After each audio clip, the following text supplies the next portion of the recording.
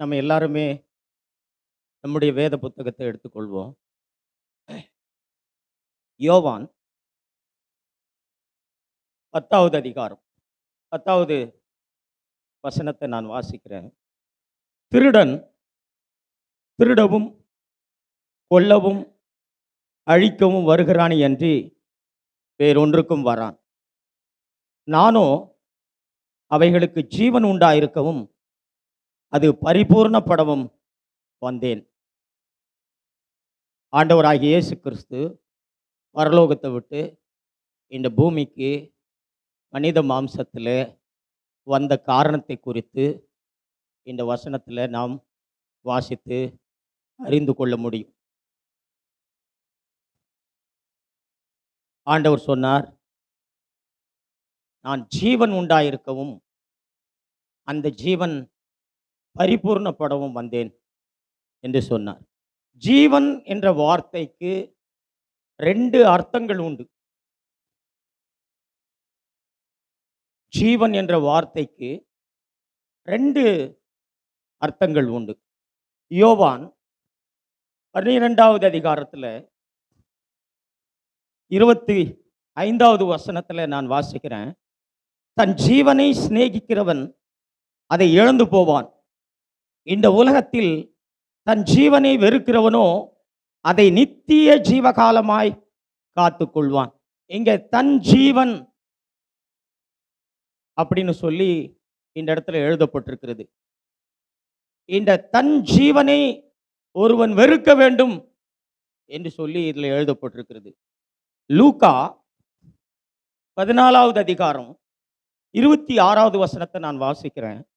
யாதொருவன் என்னிடத்தில் வந்து தன் தகப்பனையும் தாயையும் மனைவியையும் பிள்ளையையும் சகோதரரையும் சகோதரிகளையும் தன் ஜீவனையும் வெறுக்காவிட்டால் எனக்கு சீஷனாய் இருக்க மாட்டான். இந்த இடத்திலேயும் தன் ஜீவனை வெறுக்க வேண்டும் என்று சொல்லி நாம் வாசிக்கிறோம். இங்கே அந்த தன் ஜீவன் என்று சொன்னால் ஜென்ம சுபாவ மனிதனுக்குரிய ஜீவன். இது ஒரு சாதாரண ஜீவன். இது இயற்கையான மனிதனுக்குரிய ஒரு ஜீவன். ஆனால் ஆண்டவர் சொன்னது யோவான் 10வது அதிகாரத்தில் 10வது வசனத்தில், நான் ஜீவன் உண்டாயிருக்கவும் அந்த ஜீவன் பரிபூர்ணப்படவும் வந்தேன் என்று சொல்வது அது ஜென்ம சுபாவ மனிதனுக்குரிய ஜீவன் அல்ல. அது சுய ஜீவன் அல்ல, அது இயற்கையான ஜீவன் அல்ல, அது ஆவிக்குரிய ஜீவன், அது மேலான ஜீவன், அது நித்திய ஜீவன், அது தெய்வீக ஜீவன். ஆகவே ஜீவன் என்ற வார்த்தைக்கு 2 அர்த்தங்கள் உண்டு வேதத்தில். ஒன்று ஆத்தும ஜீவன், இன்னொன்று ஆவிக்குரிய ஜீவன்.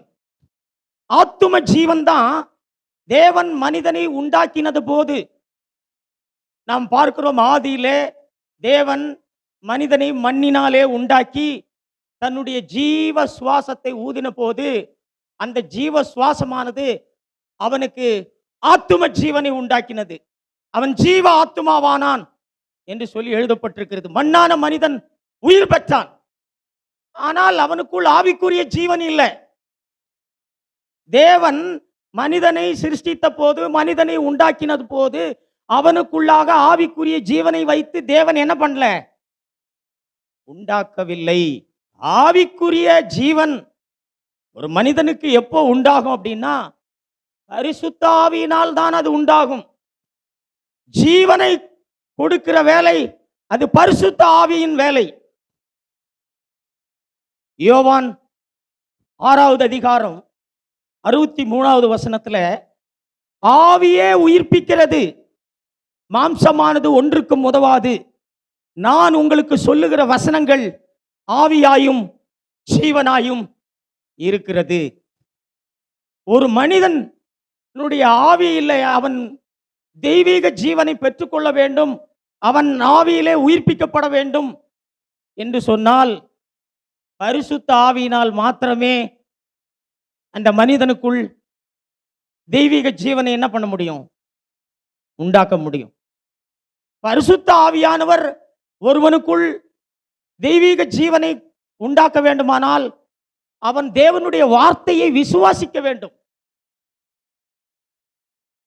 எப்பவுமே தேவனுடைய வார்த்தையையும் பரிசுத்த ஆவியையும் தேவன் இணைத்து வைத்திருக்கிறார். அதை பிரிக்க கூடாது. நாம் தேவனுடைய வார்த்தையிலிருந்து தேவனுடைய ஆவியை பிரித்தாலோ, தேவனுடைய ஆவியிலிருந்து தேவனுடைய வார்த்தையை பிரித்தாலோ அது வெறும் எழுத்தாக இருக்கும். அது வெறும் கொள்கை கோட்பாடாக இருக்கும். அதனால் நமக்கு ஜீவனும் வல்லமையும் உண்டாகாது. தேவன் தன்னுடைய வசனங்களை வேதத்தின் மூலமாக எழுதி கொடுத்திருக்கிறார். பரிசுத்த ஆவியினுடைய உந்துதலினால்தான் வேத வசனங்கள் எழுதப்பட்டிருக்கிறது. அதே பரிசுத்த ஆவியினால் தான் வேத வசனங்களை நாம் அறிந்து கொள்ள வேண்டும். அதே பரிசுத்த ஆவியினால் தான் வேத வசனங்களை நாம் பிரசங்கிக்க வேண்டும். பரிசுத்த ஆவி இல்லாவிட்டால் சத்தியம் வெறும் நமக்கு ஒரு எழுத்தாகவும் இது வல்லமையற்றதாகவும் ஜீவனற்றதாகவும் நமக்கு இருக்க முடியும். பரிசுத்த ஆவியானவர் எப்பொழுது ஒரு மனிதனுக்குள் கிரியை செய்கிறார் என்று சொன்னால், அவன் தேவனுடைய வார்த்தையை விசுவாசிக்கும் பொழுது பரிசுத்த ஆவியானவர் அவனுக்குள்ளாக கிரியை செய்கிறவராயிருக்கிறார். தேவனுடைய வார்த்தையை விசுவாசிக்கும் பொழுது பரிசுத்த ஆவியானவர் அவனுக்குள்ளாக கிரியை செய்கிறவராயிருக்கிறார். ஆதாம் தேவனுடைய வார்த்தையை விசுவாசிக்கவில்லை. அவன் தேவனுடைய வார்த்தை விசுவாசித்திருந்தால் அவனுக்குள்ளாக பரிசுத்த ஆவியானுடைய கிரியை என்ன பண்ணியிருக்கும்? தொடங்கப்பட்டிருக்கும். தேவன் பரிசுத்த ஆவியானவர் அவனுக்குள்ளாக கிரியை தொடங்கியிருப்பார். ஆனால் அவன் என்ன பண்ணல?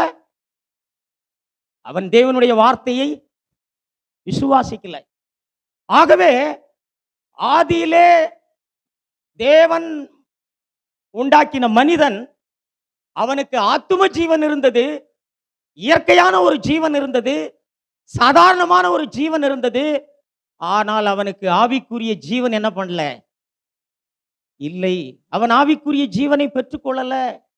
விசுவாசத்தினால் மாத்திரமே ஒருவன் ஆவிக்குரிய ஜீவனை என்ன பண்ண முடியும்? பெற்றுக்கொள்ள முடியும். ஆவிக்குரிய ஜீவன் தான் மேலான ஜீவன், நித்திய ஜீவன். அதுதான் தெய்வீக ஜீவன். அது சிருஷ்டிக்கப்படாத ஜீவன். மனிதன் சிருஷ்டிக்கப்பட்டவனாக இருந்தான். சிருஷ்டிக்கப்பட்டவனுடைய ஆவியில் சிருஷ்டிக்கப்படாத ஆவியானவர் என்ன பண்ணும்? ஜீவனை உண்டாக்க வேண்டும். ஆவிக்குரிய ஜீவன், நித்திய ஜீவன் என்றால் அதனுடைய பொருள் சிருஷ்டிக்கப்படாத ஒரு ஜீவன். அந்த ஜீவனை மனிதன் பெற்றுக்கொள்வதற்கு முன்பதாகவே அவனுடைய ஆவியிலே அவன் மரித்து போய்விட்டான். அவன் பாவத்தினால் விழுந்து போனான். அவனுடைய ஆவி தேவனுடைய பார்வையிலே செத்து போய்விட்டது. எப்பொழுது ஆவி உயிர்ப்பிக்கப்படுகிறது? ஆதாமின் மூலமாக, ஆதாமினுடைய வீழ்ச்சியின் மூலமாக ஆவி செத்து போனது. எப்பொழுது மனிதனுடைய ஆவி உயிர்ப்பிக்கப்படுகிறது? எப்பொழுது மனிதனுடைய ஆவிக்கு ஜீவன் கிடைக்கிறது? எப்பொழுது மனிதனுடைய ஆவியிலே பரிசுத்த ஆவியானவர் ஜீவனை உண்டாக்குகிறார்? இயேசு கிறிஸ்துவை விசுவாசித்து அவன் ரட்சிக்கப்படும் பொழுது அவனுடைய ஆவி உயிர்ப்பிக்கப்படுகிறது. அதைத்தான் நாம் இந்த இடத்துல வாசித்தோம். யோவான் 10வது அதிகாரத்தில், நானோ ஜீவன் உண்டாயிருக்கவும், முதலாவது ஜீவன் உண்டாகணும், இரண்டாவது அந்த ஜீவன் பரிபூர்ணப்படணும். இயேசு கிறிஸ்துவின் சிலுவை மரணத்தை நாம் விசுவாசிக்கும் பொழுது நாம் ஜீவனை பெற்றுக் கொள்ளுகிறோம். பரிசுத்த ஆவியினால் தான் ஒருவன் ரட்சிக்கப்பட முடியும். இதைத்தான் ரட்சிப்பு என்று சொல்லுகிறோம். என அன்பானவர்களே, ஆவியினால் தான் ஒருவன் ரட்சிக்கப்பட முடியும். ஆவியினால் செய்யப்படுகிற ஜெபங்களை தான் தேவன் அங்கீகரிப்பார். ஆவியினால் செய்யப்படுகிற காரியங்கள் தான், ஆவியினால் தான் சத்தியங்களை நாம் அறிந்து கொள்ள வேண்டும். பரிசுத்த ஆவி இல்லாவிட்டால் நம்முடைய மனதினாலே நாம் அறிந்து கொள்ளுகிற அத்தனையும் நமக்கு வெறும் கொள்கையாக, எழுத்தாக இருக்குமே ஒழிய அது ஜீவனாகவும் வல்லமையாகவும் நமக்கு இருக்காது. ஒரு மனிதனுடைய ஆவியிலே எப்பொழுது அவன் உயிர்ப்பிக்கப்படுகிறான் என்றால், சிலுவையில் அறையப்பட்ட இயேசு கிறிஸ்துவை அவன் விசுவாசிக்கும் பொழுது பரிசுத்த ஆவியானவர் அவனுக்கு மனம் திரும்புதலை கொடுக்கிறார். அவன் பாவி என்பதை உணர்த்துகிறார். தன்னுடைய பாவங்களுக்காக மன்னிப்பை பெற்றுக் கொள்ளும்படி அவன் சிலுவையை நோக்கி பார்க்கிறான். அப்பொழுது பரிசுத்த ஆவியானவர் மரித்து போன அவனுடைய ஆவியை தேவன் என்ன பண்றாரு? உயிர்ப்பிக்கிறார். இதுதான் தேவனால் பிறப்பது என்று சொல்லி வேதம் சொல்லுகிறது. இதுதான் ஆவியினால் ஆரம்பிக்கப்படுவது என்று வேதம் சொல்லுகிறது. இதைத்தான் ஆவியினால் பிறந்தவன் என்று சொல்லி வேதம் சொல்லுகிறது. விசுவாசத்தினாலே தான் ஆவிக்குரிய வாழ்க்கையை நாம் வாழ்ந்திட முடியும். ஆவியும் விசுவாசமும் இணைந்திருக்கிறது. நாம் விசுவாசிக்காத பட்சத்தில் நாம் ஆவியானவரை சார்ந்து கொள்ள மாட்டோம். நாம் விசுவாசிக்காத போது ஆவியானவருடைய கிரியை நம்மில் ஆரம்பிக்காது. ஆகவேதான் கலாத்திய சபைக்கு பவுல் எழுதும் பொழுது அவர் என்ன சொல்றாரு? கலாத்தியர் 3வது அதிகாரம் 3வது வசனம், ஆவியினாலே ஆரம்பம் பண்ணின நீங்கள் இப்பொழுது மாம்சத்தினாலே முடிவு பெற போகிறீர்களா என்று போகிறீர்களா? நீங்கள் இத்தனை புத்தியினரா? பாருங்க, ஆவியிலே ஆரம்பிச்ச ஒருவன் மாம்சத்திலே முடியும் அபாயம் இருக்கிறது. கிறிஸ்தவர்கள் இந்த வார்த்தைகள் எல்லாம் கவனித்து அவர்கள் அறிந்து கொள்வதில்லை. அவர்கள் அறிந்து கொண்டாலும் அதை விசுவாசிப்பதில்லை. ஆவியிலே ஆரம்பிக்கப்பட்ட ஒருவனுடைய வாழ்க்கை மாம்சத்திலே என்ன பண்ண முடியும்? முடியும். ஆவியிலே எப்படி நம்முடைய வாழ்க்கையை ஆரம்பிக்கிறது? அதுக்கு மேல் வசனம், ஒன்றை மாத்திரம் உங்களிடத்தில் அறிய விரும்புகிறேன், நியாயப்பிரமாணத்தின் கிரியைகளினாலேயா விசுவாச கேள்வினாலேயா எதனாலே ஆவியை பெற்றீர்கள்? விசுவாச கேள்வியினாலே நாம் ஆவியை பெற்றோம் என்று இந்த இடத்துல நாம் வசனத்தை கேட்டு விசுவாசிக்கும் பொழுது பரிசுத்த ஆவியானவர் நம்மிலே கிரியை செய்ய ஆரம்பிக்கிறார். பரிசுத்த ஆவியானவரை நாம் சார்ந்து கொள்ள ஆரம்பிக்கிறோம். ஆனால் ஆவியிலே ஆரம்பித்த ஒருவன் மாம்சத்திலே என்ன பண்ண முடியும்? முடிக்க முடியும். அவர்கள் ஆவியிலே ஆரம்பிச்சுட்டு நியாயப்பிரமாண கிரியைகளினாலே பரிசுத்தமான வாழ்க்கையை வாழ அவர்கள் என்ன பண்றாங்க? அவர்கள் முடிவு செய்கிறாங்க. ஆகவேதான் பவுல் எச்சரிக்கிறார், ஆவியில ஆரம்பிச்சுட்டு மாம்சத்துல முடிய போறீங்களா? நீங்கள் எப்படி ஆவியை பெற்றீர்கள்? விசுவாச கேள்வியினாலேயே நீங்கள் என்ன பண்ணீங்க? ஆவியை பெற்றீர்கள். எனக்கு அன்பானவர்களே, கிறிஸ்தவத்திலே இந்த காரியங்கள் எல்லாம் நடந்து கொண்டிருக்கிறது. ஆவியிலே ஆரம்பித்த நாம் மாம்சத்திலே முடியும். நாம் விசுவாசத்திலே ஆரம்பித்த வாழ்க்கையை தொடர்ந்து விசுவாசத்திலே நாம் வாழ வேண்டும். தேவனுடைய வார்த்தையை கேட்டு நாம் விசுவாசித்த போது பரிசுத்த ஆவியானவர் நம்மிலே கிரியை செய்ய ஆரம்பித்தார். தொடர்ந்து பரிசுத்த ஆவியானவரை சார்ந்துதான் இந்த வாழ்க்கையை நாம் வாழ வேண்டும். நமக்கு ஒரு ஆபத்து இருக்குது. யோவான் 10வது அதிகாரம் 10வது வசனத்திலே ஜீவன் உண்டாயிருப்பது என்று சொன்னால் பாவ மன்னிப்பை பெறும்படி நாம் சிலுவை மரணத்தை நோக்கி பார்க்கிறோம். சிலுவையில் அறையப்பட்ட இயேசுவை விசுவாசிக்கிறோம். நம்முடைய பாவங்கள் மன்னிக்கப்படுவதற்காக அவர் அண்டைக்கு வருகிறோம். நாம் ஜீவனை பெற்றுக் கொள்கிறோம். பரிசுத்த ஆவியானவர் நம்முடைய ஆவியை உயிர்ப்பிக்கிறார். ஆனால் தொடர்ந்து நாம் பரிசுத்த ஆவியானவரையே சார்ந்து கொள்ள வேண்டும். அப்பொழுதுதான் பரிபூர்ண ஜீவன் நமக்கு என்ன பண்ணும்? உண்டாக முடியும். பரிபூர்ண ஜீவன் என்று சொன்னால் என்ன? பாவத்தை மேற்கொள்ளும்படியான ஒரு வாழ்க்கை, அவரையே சார்ந்து கொண்டு அவருடைய சுபாவத்தை வெளிப்படுத்துகிற ஒரு வாழ்க்கை. வெறும் பாவத்தை மட்டும் மேற்கொள்வதல்ல, அவரையே நாம் சார்ந்து கொண்டு அவருடைய குணாதிசய நம்மிலிருந்து வெளிப்பட வேண்டும். இதைத்தான் ரோமர் 8வது அதிகாரம் 2வது வசனம் சொல்லுகிறது. இதுதான் பரிபூர்ண ஜீவன் என்று சொல்லுவது. ரோமர் 8வது அதிகாரம் 2வது வசனம், கிறிஸ்து இயேசுவினாலே ஜீவனுடைய ஆவியின் பிரமாணம் என்னை பாவம் மரணம் என்பவைகளின் பிரமாணத்தினின்று விடுதலையாக்கிற்றே. இங்க நாம் பார்க்கிறோம், பாவ பிரமாணம் ஒன்று இருக்கிறது, மரண பிரமாணம் ஒன்று இருக்கிறது. பாவ பிரமாணம் என்று சொன்னால் அது நம்மையும் தேவனையும் பிரிக்கிறது. மரண பிரமாணம் என்று சொன்னால் நாம் தேவனோடு இணைவதை தடுக்கிறது. நாம் பாவத்தை மட்டும் மேற்கொள்வதல்ல, நாம் அவரோடு இணைந்து அவரை சார்ந்து நாம் வாழ வேண்டும். இதுதான் பாவம் மரணம் பிரமாணத்திலிருந்து விடுதலையாக்கப்பட்ட ஒரு வாழ்க்கை. இந்த வாழ்க்கை தான் பரிபூரண ஜீவனை பெற்றுக்கொள்ளுகிற வாழ்க்கை. இந்த வாழ்க்கையை நாம் பெற்றுக்கொள்ள வேண்டுமானால் பரிசுத்த ஆவியானவர் நம்மிலே ஜீவனை கொடுக்க நாம் எப்படி விசுவாசித்தோமோ அதே போல பரிசுத்த ஆவியினுடைய நிறைவை நாம் அனுபவிக்கும்படி நாம் விசுவாசிக்க வேண்டும். பரிசுத்த ஆவியின் நிறைவினால்தான் பரிபூர்ண ஜீவனை நாம் என்ன பண்ண முடியும்? பெற்றுக்கொள்ள முடியும். பரிபூர்ண ஜீவன் இல்லாமல் பாவத்தை ஒரு காலம் நம்மால் மேற்கொள்ள முடியாது. பரிபூர்ண ஜீவன் இல்லாமல் தேவனை முழுவதுமாக ஒருவன் சார்ந்து கொண்டு வாழ முடியாது. மனிதன் சிருஷ்டிக்கப்பட்ட நோக்கம் என்ன? தேவன் எதற்காக மனிதனை சிருஷ்டித்தார்? ஒரே ஒரு நோக்கம்தான், அவன் தேவனுடைய ஜீவனிலே அவன் வாழ வேண்டும். அவன் தேவனை முழுமையாய் சார்ந்து கொள்ள வேண்டும். அவன் அந்த நித்திய ஜீவனிலே அவன் வாழ வேண்டும். அதற்காகத்தான் தேவன் மனிதனை சிருஷ்டித்தார். அவன் தேவனுடைய வார்த்தையை விசுவாசிக்காதபடினாலே அவன் ஆத்தும ஜீவனிலே வாழும்படியான ஒரு வாழ்க்கையை அவன் தெரிந்து கொண்டான். நன்மை தீமை அறியத்தக்க விருட்சத்தின் கனியை புசிப்பது என்று சொன்னால் அவன் ஆத்தும ஜீவனை தெரிந்து கொள்ளுகிறான்.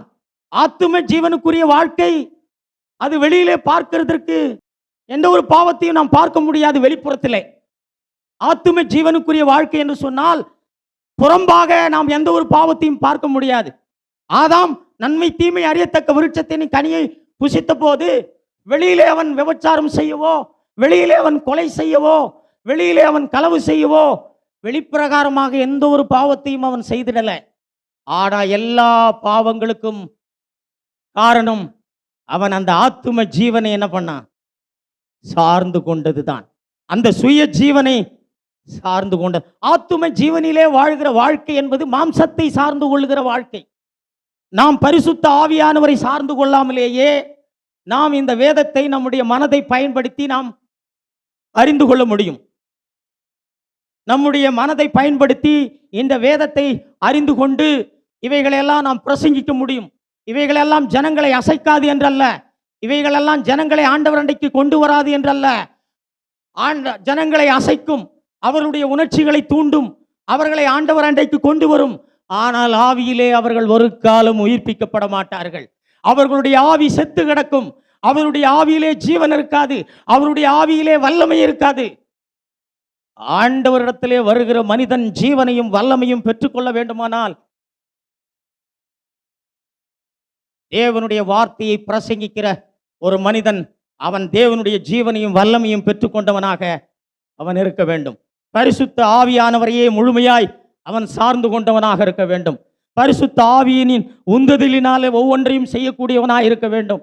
பரிசுத்த ஆவியின் வல்லமையினாலே அவன் செயல்படக்கூடியவனாக இருக்க வேண்டும். இப்படிப்பட்ட ஒரு வாழ்க்கைக்கு நாம் வராமல்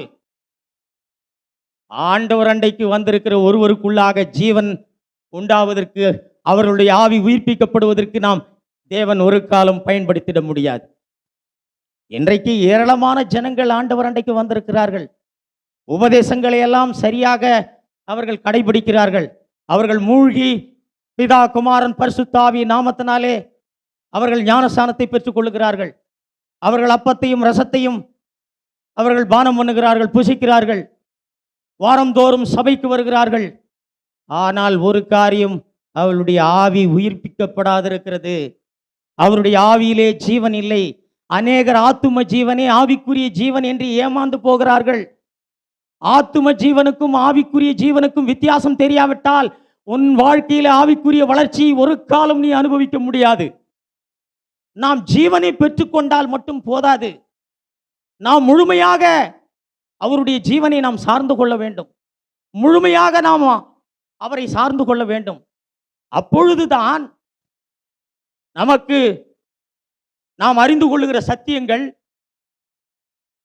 நமக்கு ஜீவனாகவும் வல்லமையாகவும் நமக்கு இருந்திட முடியும்.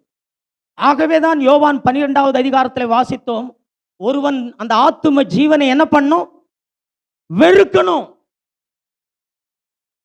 எனக்கு அன்பானவர்களே, நாம் நம்முடைய ஆத்தும ஜீவனை நாம் வெறுக்கணும். ஒன்றை நீங்க கவனிக்கணும், இயேசு கிறிஸ்து சிலுவையிலே மரித்ததை நாம் விசுவாசிக்கும் பொழுது நாம் ஜீவனை பெற்றுக் கொள்கிறோம், பாவ மன்னிப்பை பெற்றுக் கொள்கிறோம், பாவ தண்டனையிலே கூறிய நரகாக்கினையிலிருந்து நாம் ரட்சிக்கப்படுகிறோம். ஆனால் அவரோடு கூட நாமும் சிலுவையில் அறையப்பட்டோம் என்பதை நாம் விசுவாசிக்கும் பொழுது நாம் பரிபூர்ண ஜீவனை பெற்றுக்கொள்வோம், பாவத்தின் வல்லமையிலிருந்து விடுதலையாக்கப்படுவோம், பரிசுத்த ஆவியானவரை முழுமையாக நாம் சார்ந்து கொள்வோம். இயேசு கிறிஸ்துவினுடைய சிலுவை மரணத்தை விசுவாசிக்கிற கிறிஸ்தவர்கள் சிலுவையில் அவரோடு கூட நானும் அறையப்பட்டேன் என்பதை அவர்கள் விசுவாசிப்பதில்லை. அவர்கள் தங்களுடைய மனதினாலே இந்த சத்தியங்களை அறிந்து கொண்டாலும் புரிந்து கொண்டாலும் இருதயத்திலே அவர்களுக்கு அந்த விசுவாசம் இல்லாதபடியினாலே அவர்களுடைய வாழ்க்கை வறண்டு கிடக்கிறது, அவருடைய வாழ்க்கை ஜீவனற்று கிடக்கிறது, அவருடைய ஆவியிலே செத்து கிடக்கிறார்கள், அவருடைய ஆவி உயிர்ப்பிக்கப்படாமல் இருக்கிறது, அவருடைய ஆவியிலே ஜீவனற்றவர்களாக இருக்கிறார்கள், வல்லமையற்றவர்களாக இருக்கிறார்கள். ஆகவேதான் ஜனங்கள் கவலைப்படுகிறார்கள், பயப்படுகிறார்கள், குறை சொல்லுகிறார்கள், பணத்தை நேசிக்கிறார்கள், சண்டை போடுகிறார்கள், பெருமையாக வாழ்கிறார்கள், தங்களை மேன்மையாக காண்பித்துக் கொள்கிறார்கள், தங்களை உயர்வாக எண்ணி பேசுகிறார்கள், தங்களை உயர்த்தி பேசுகிறார்கள். இவைகளெல்லாம் இந்த கிறிஸ்தவத்திலே ஏன் நடந்து கொண்டிருக்கிறது? இவர்களுக்கு ஆவிக்குரிய ஜீவன் என்றால் என்ன, ஆத்தும ஜீவன் என்றால் என்ன என்ற வெளிப்பாடு இவர்களுக்கு கிடையாது. இவர்கள் ஆத்தும ஜீவனையே ஆவிக்குரிய ஜீவன் என்று எண்ணிக்கொண்டிருக்கிறார்கள். இது பெரும் வஞ்சனை, இது பெரும் வஞ்சனை. என கண்பானவர்களே, இயேசு கிறிஸ்து சிலுவையிலே மரித்ததை மாத்திரம் நீங்கள் விசுவாசிக்க கூடாது, அவரோடு கூட நாமும் மரித்திருக்கிறோம். அவர் மரித்தது எந்த அளவுக்கு உண்மையோ அதே அளவுக்கு நாமும் மரித்தது, அந்த வாழ்க்கையை நாம் அனுபவிக்க வேண்டும். நம்முடைய மாம்சம் மரணத்துக்கு உட்படுத்தப்பட்டிருக்கிறது, நம்முடைய ஆத்தும ஜீவன் மரணத்துக்கு உட்படுத்தப்பட்டிருக்கிறது. நம்முடைய பழைய மனிதன் சிலுவையில் அவரோடு கூட அறையப்பட்டு விட்டான். நாம் இதை விசுவாசிக்க வேண்டும், நாம் இதை விசுவாசிக்க வேண்டும். ஒருவன் இந்த பூஜ்ய நிலையை அடையாமல், ஒருவன் தன்னுடைய ஆத்தும ஜீவனை வெறுக்காமல், ஒருவன் தன்னை பூஜ்ய நிலைக்கு வராமல் இந்த பரிபூர்ண ஜீவனை நம்முடைய வாழ்க்கையில் நாம் என்ன பண்ண முடியாது? அனுபவிக்க முடியாது. கண்பானுள்ளே, ஆண்டவர் இந்த பூமிக்கு வந்த நோக்கம் வெறுமனமே நாம் பாவ மன்னிப்பை பெற்றுக்கொள்வது மட்டுமல்ல, வெறுமனமே பாவத்தின் தண்டனையாகிய நரகாக்கினியிலிருந்து ரட்சிக்கப்படுவது மட்டுமல்ல, பாவத்தின் வல்லமையிலிருந்து நாம் ரட்சிக்கப்பட வேண்டும். அவரை நாம் முழுமையாக சார்ந்து கொள்ள வேண்டும். பரிசுத்த ஆவியினாலேயே நாம் வழிநடத்தப்பட வேண்டும். பரிசுத்த ஆவியின் வல்லமையினாலேயே நாம் வாழ வேண்டும். பரிசுத்த ஆவியினாலேயே நாம் ஜெபிக்க வேண்டும். பரிசுத்த ஆவியினாலேயே சத்தியங்களை அறிந்து கொள்ள வேண்டும். பரிசுத்த ஆவியினாலேயே தேவனுடைய வார்த்தைகளை பிரசங்கிக்க வேண்டும். அப்பொழுதுதான் அது ஜீவனாகும், வல்லமையாகவும் இருந்திட முடியும். நாம் பரிசுத்த ஆவியினாலே நிரப்பப்படும்படி நம் ஆண்டவரை தேட வேண்டும். ஆண்டவரே, என்னை பரிசுத்த ஆவியினாலே பரிசுத்த ஆவியினால் நிரப்பப்படாமல் நாம் செய்கிற அனைத்தும் செத்தவை. பரிசுத்த ஆவியினால் நிரப்பப்படாமல் நாம் செய்கிற அனைத்து கிரியைகளும் சுயக்கிரியைகள். பரிசுத்த ஆவியினாலே உந்தப்பட்டு பரிசுத்த ஆவியின் செயலினாலே நாம் நடத்தப்பட்டு நாம் செய்யாத வரைக்கும், நாம் சத்தியத்தை படித்தாலும் சத்தியத்தை அறிந்து கொண்டாலும் நாம் ஜெபித்தாலும் பிரசங்கித்தாலும் அத்தனையும் ஆத்தும ஜீவனை சார்ந்து கொண்டு நாம் செய்து கொண்டிருக்கிறோம். இது ஜனங்களை அசைக்காது என்று நான் சொல்லவில்லை. ஆத்தும ஜீவனை சார்ந்து கொண்டு வாழ்கிற வாழ்க்கை, ஆத்தும ஜீவனிலே நீங்கள் சத்தியத்தை அறிந்து கொள்வது, ஆத்தும ஜீவனிலே நீங்கள் சத்தியத்தை வெளிப்படுத்துவது அத்தனையும் ஜனங்களை அசைக்கும், அவருடைய உணர்ச்சிகளை தூண்டும், அவைகளை பரவசப்படுத்தும், அவர்களை ஆண்டைக்கு வழி நடத்தும். ஆனால் அவர்களுடைய ஆவி செத்து கிடக்குமே ஒழிய அது ஒரு காலம் உயிர்ப்பிக்கப்படாது. அதிலே ஒரு காலம் அவர்கள் வல்லமையை அனுபவிக்க மாட்டார்கள். இன்றைக்கு சுற்றி பாருங்கள், நம்முடைய கிறிஸ்தவ ஜனங்களை பாருங்கள், கவலைப்படுகிற ஜனங்களாகவும் பயப்படுகிற ஜனங்களாகவும் ஆண்டவரிடத்தில் இன்னும் எனக்காக ஆண்டவர் இதை செய்வாரா அதை செய்வாரா, ஆண்டவரை சுய ஆதாயங்களுக்காக, சுய லாபங்களுக்காக, சுய இச்சைகளுக்காக, சுய ஆசைகளை திருப்திப்படுத்துவதற்காக அவருடைய கண்ணீர் சுய கண்ணீர், அவருடைய ஜபம் சுய ஜபம், அவருடைய காரியங்கள் எல்லாம் சுயத்தை பிரியப்படுத்தும்படியே ஓடிக்கொண்டிருக்கிறார்கள். என கண்பானுள்ளே இது பயனற்றது. இது தேவனுடைய பார்வையிலே மரித்து போனது. தேவன் இவைகளை அங்கீகரிக்க மாட்டார். தேவன் இவைகளை ஏற்றுக்கொள்ள மாட்டார். நாம் பரிசுத்த ஆவியானவரை முழுவதுமாய் நாம் சார்ந்து கொள்ள வேண்டும். நம்முடைய மாம்சம் சிலுவையின் பூரண செயலாலே அது உடைத்து பூஜ்யமாக்கப்பட வேண்டும். நம்முடைய மாம்சம் ஒன்றுமில்லாமல் ஆக்கப்படணும். அநேகர் இப்படிப்பட்ட வாழ்க்கைக்கு வரும்பொழுது சோர்ந்து, ஐயோ இந்த வாழ்க்கை நம்மளால் முடியாது என்று சொல்லி பின்வாங்கி போய் விடுகிறார்கள். இப்படிப்பட்ட நேரத்தில் தான் தேவனை நாம் முழுமையாக சார்ந்து கொண்டு அந்த பரிபூர்ண ஜீவனை நம்முடைய வாழ்க்கையிலே நாம் அனுபவிக்க வேண்டும். நமக்கு விசுவாசம் வேணும் சகோதரனே. ஆவியிலே ஆரம்பித்த வாழ்க்கையை மாம்சத்திலே நாம் முடிக்கக்கூடாது. ஒருவேளை மாம்சத்திலே ஆரம்பித்திருந்தால் ஆவியிலே முடிக்கிறதற்கு இந்த வாழ்க்கையை தேவனிடத்திலே நாம் ஒப்பு கொடுக்க வேண்டும். ஆகவே நாம் மிகுந்த கவனத்தோடு இருக்க வேண்டும். ஆண்டவர் இந்த பூமியிலே வந்த நோக்கம் என்ன? ஆண்டவர் எதற்காக இந்த பூமிக்கு வந்தார்? வெறுமனமே உங்களுக்கு சரீர சுகத்தை செய்வதற்கும், உங்களை பூமிக்குரிய ரீதியிலே ஆசீர்வதிப்பதற்கும், உங்களை பெரிய வசதி படைத்த பெரிய ஐஸ்வர்யவான்களாக உங்களை மாற்றுவதற்கும் அதற்காகவா இந்த பூமிக்கு வந்தார்? வேத வசனம் என்ன சொல்லுகிறது? தெளிவாய் நாம் வாசிக்கிறோம். ஜீவன் உண்டாக வந்தார். அந்த ஜீவன் பரிபூர்ணப்பட வந்தார். இந்த ஜீவன் எப்படிப்பட்ட ஜீவன்? ஆவிக்குரிய ஜீவன், நித்திய ஜீவன், மேலான ஜீவன், தெய்வீக ஜீவன். உனக்குள்ளாக தெய்வீக ஜீவன் எப்பொழுது உண்டாகும்? பரிசுத்த ஆவியினாலே நீ மனம் திரும்பும் பொழுது, நீ இயேசு கிறிஸ்துவை விசுவாசிக்க போது, நீ ரட்சிக்கப்பட்ட போது பரிசுத்த ஆவியானவர் உன்னிலே கிரியை செய்து ஜீவனை உண்டாக்குகிறவராக இருக்கிறார். நாம் அதோடு கூட நின்று போய்விடக்கூடாது. நம்முடைய கிரியைகளினாலே, நம்முடைய சரீர முயற்சியினாலே வாழ்கிற ஒரு வாழ்க்கையை நாம் தெரிவு செய்யக்கூடாது. பிரமாணத்தை பின்பற்றுகிற ஒரு வாழ்க்கையை நாம் தெரிவு செய்யக்கூடாது. பிரமாண கிரியைகளினாலே ஒரு காலம் நாம் ஆவிக்குரிய வாழ்க்கையை நாம் வாழ்ந்திட முடியாது. விசுவாசத்திலே ஆரம்பித்த நாம் தொடர்ந்து விசுவாசத்திலேயே இந்த வாழ்க்கையை வாழ வேண்டும். பரிசுத்த ஆவியானவர் நம்மிலே கிரியை செய்ய ஆரம்பித்தார். பரிசுத்த ஆவியினாலேயே நிரப்பப்பட்டு இந்த வாழ்க்கையை நாம் வாழ வேண்டும். முழுவதும் பரிசுத்த ஆவியானவரை சார்ந்து வாழ்கிற வாழ்க்கை. என கண்பானவர்களே, செழிப்பின் உபதேசம், ஆசீர்வாதத்தின் உபதேசம் என்று சொல்லி ஜனங்களை வஞ்சித்துக் கொண்டிருக்கிறார்கள். நாம் செழிப்பாய் இருக்க வேண்டும் என்பது தேவனுடைய சித்தம் என்று போதிக்கிறார்கள். நாம் இந்த பூமிக்குரிய ரீதியிலே நாம் மிகுந்த ஆசீர்வாதம் உள்ளவர்களாக இருக்க வேண்டும் என்று சொல்லி போதிக்கிறார்கள். உண்மையான செழிப்பு இதுவல்ல. உண்மையான செழிப்பு என்பது ஒருவன் தன் ஆத்தும ஜீவனை சிலுவைக்கு கொடுத்து ஆவிக்குரிய ஜீவனிலே முழுமையாய் சார்ந்து வாழ்வது, பரிசுத்த ஆவியினாலே நிரப்பப்பட்டு வாழ்வது, அவன் ஜீவன் உள்ளவனாகவும் வல்லமையுள்ளவனாகவும் வாழ்வது. இப்படிப்பட்ட வாழ்க்கை தான் செழிப்பின் வாழ்க்கை. இதுதான் மெய்யான ஆசீர்வாதத்தின் வாழ்க்கை. இன்றைக்கு சிலுவை இல்லாத அநேக ஊழியக்காரர்கள் ஜனங்களை வஞ்சித்துக் கொண்டிருக்கிறார்கள், ஜனங்களை ஏமாற்றி கொண்டிருக்கிறார்கள். என கண்பான சகோதரனே, சகோதரியே, இயேசு கிறிஸ்து உனக்காக சிலுவையில் அறையப்பட்டார் என்பதை மட்டுமே நீ விசுவாசித்துக் கொண்டிருப்பாயானால் நீ ஒரு மாம்சத்துக்குரிய ஒரு கிறிஸ்தவனாக இந்த பூமியில வாழ்ந்து கொண்டிருப்பாய். வெறும் பாவ மன்னிப்பை மட்டுமே நீ பெற்றுக் கொண்டிருப்பாய். வெறும் பாவ தண்டனையாகிய நரகாக்கிலிருந்து மட்டுமே நீ ரட்சிக்கப்பட்டிருப்பாய். ஒரு காலம் உன்னால் பாவத்தை மேற்கொள்ள முடியாது. ஒரு காலம் அவரை சார்ந்து அவருடைய சாயலை உன்னால் பிரதிபலிக்க முடியாது. அதற்கு உனக்கு பரிபூர்ண ஜீவன் வேண்டும். அந்த பரிபூர்ண ஜீவன் வேண்டுமானால் உன்னுடைய ஜீவனை நீ வெறுக்க வேண்டும். உன்னை நீ சிலுவைக்கு கொடுக்க வேண்டும். தேவன் உன்னை சிலுவையில் அறைந்து விட்டார். தேவன் அவர் மரித்த போது அவரோடு கூட நீயும் அறையப்பட்டு விட்டாய்.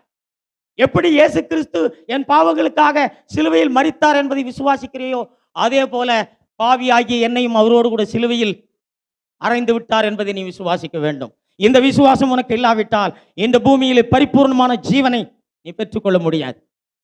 நீ பாவத்தினால் தோற்கடிக்கப்படுவாய்.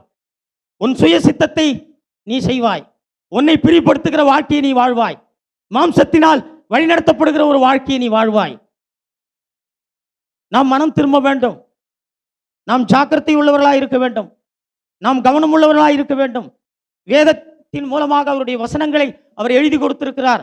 இவைகளை படித்து அறிந்து கொள்வது மட்டுமல்ல, நாம் இதை விசுவாசிக்க வேண்டும். விசுவாசிக்கும் போது மட்டுமே பரிசுத்த ஆவியானவர் நமக்குள் கிரியை செய்கிறதை நாம் பார்க்க முடியும். தேவனுடைய வார்த்தையை நாம் விசுவாசிக்காத பட்சத்தில் பரிசுத்த ஆவியானுடைய கிரியை நாம் அனுபவிக்க முடியாது. ஆகவே சிலுவையின் வாழ்க்கையை நாம் வாழ வேண்டும்.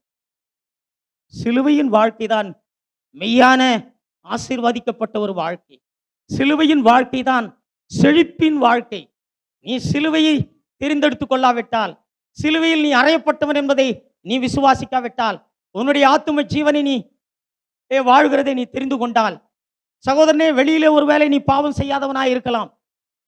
வெளிப்புறத்திலே நீ ஒரு பரிசுத்தவானாக நீ இருக்கலாம். வெளியிலே நீ எந்த விதமான கொலையும் செய்யாதவனாக இருக்கலாம். வெளியிலே நீ ஒரு விபச்சாரத்தை செய்யாதவனாக இருக்கலாம். வெளிப்பிரகாரமாக நீ கலவி செய்யாதவனாக இருக்கலாம். ஆனால் உங்களுடைய ஆவியிலே ஜீவனற்றவர்களாக, உங்களுடைய இருதயத்திலே பாவத்தை மேற்கொள்ளாதவர்களாக, இருதயத்திலே பரிசுத்தமற்றவர்களாக நாம் இந்த பூமியிலே வாழ்ந்து கொண்டிருப்போம். ஆகவே இந்த நாளிலே எதற்காக இயேசு கிறிஸ்து இந்த பூமிக்கு வந்தார் என்பதை தயவு செய்து நாம் அறிந்து கொள்ள வேண்டும். நம்முடைய சரீர சுகத்தை நாம் பெற்றுக்கொள்வதை காட்டிலும் நம்முடைய ஆவியில் ஜீவனை பெற்றுக்கொள்வதுதான் மேன்மையான ஒரு வாழ்க்கை. இயேசு கிறிஸ்து சொன்னார், யோவான் 14வது அதிகாரம், நானே வழியும் சத்தியமும் ஜீவனுமாயிருக்கிறேன். இந்த பூமியிலே அவர் மனித மாம்சத்திலே இருந்த பொழுது அவர் ஜீவனாக இருந்தார். அவருக்குள் ஜீவன் இருந்தது. அந்த ஜீவன் எப்பொழுது மனிதனுக்குள்ளாக வந்தது? பரிசுத்த ஆவியானவரை அவர் அனுப்பினது போது, பரிசுத்த ஆவியானவரை ஒருவன் பெற்றுக்கொள்ளும் பொழுது, அப்பொழுது அவருக்குள் இருந்த அந்த ஜீவன் மனிதனுக்குள்ளாக பாய்ந்து வந்தது. சகோதரனே, சகோதரியே, நான் ஜீவன் உள்ள கிறிஸ்தவனாக மாத்திரம் இருக்கக்கூடாது, பரிபூர்ண ஜீவன் உள்ள ஒரு கிறிஸ்தவனாக நான் இருக்க வேண்டும். ஜீவனுக்கும் பரிபூர்ண ஜீவனுக்கும் வித்தியாசம் இருக்கிறது. ஜீவன் உள்ள கிறிஸ்தவன் என்றால் பாவ மன்னிப்பை பெற்றுக்கொண்டு பாவ தண்டனையிலிருந்து ரட்சிக்கப்பட்டவன். இயேசு கிறிஸ்துவை நான் விசுவாசித்த போது இப்படிப்பட்ட வாழ்க்கையை நான் பெற்றுக்கொள்கிறேன்.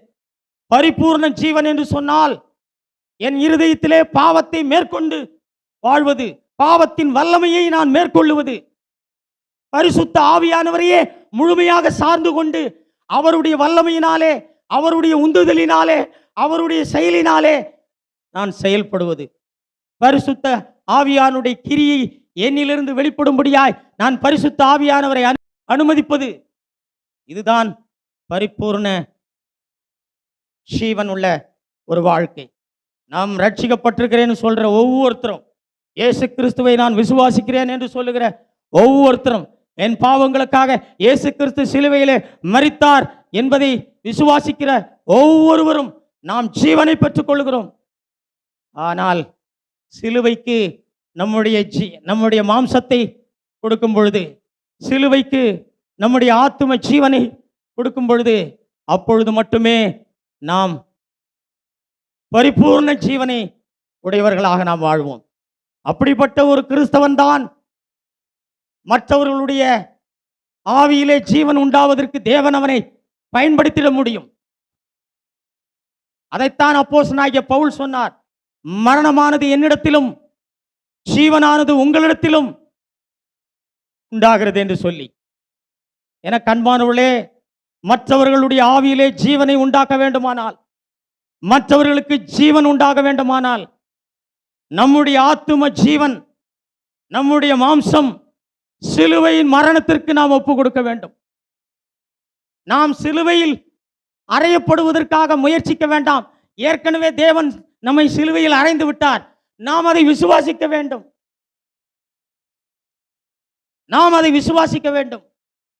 எப்பொழுது அந்த விசுவாசம் நமக்கு இருக்கிறதோ அப்பொழுது நாம் பரிபூர்ண